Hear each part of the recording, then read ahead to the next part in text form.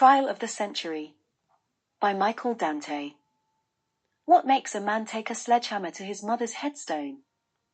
The trial of the century did not take place in the Old Bailey in 1955, but in the office of the London Buddhist Society, 27 years too late.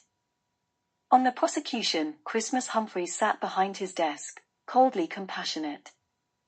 On the counsel of defense, a delicate man, hid his face behind intelligent-looking glasses. Andy had waited all his life for this day. Now the day had come, he didn't know what to say. Still, he'd smuggled a tape recorder under his trench coat. The reels were turning. A childlike sadness tore at his throat. My mother wasn't a killer. The other man answered him, I seem to remember, Mr. Justice Havers did request her reprieve. Andy could barely manage a murmur, Don't suppose you thought about me. I was 10. I'm sorry about your mother, but her conviction was secure. It was strange for sure.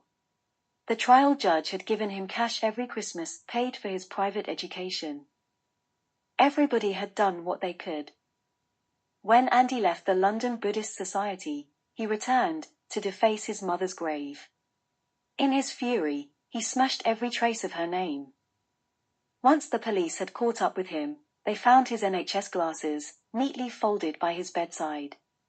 The judge's death cap had slipped over his eyes, his unkempt hair a crawling mass of flies. There was a tape next to his pills. Written in red marker were the words, London Buddhist Society.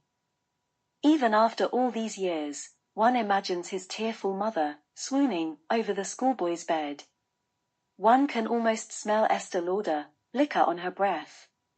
Bending over him, his mom kisses him goodnight. Terrified, a boy pulls up his bedclothes.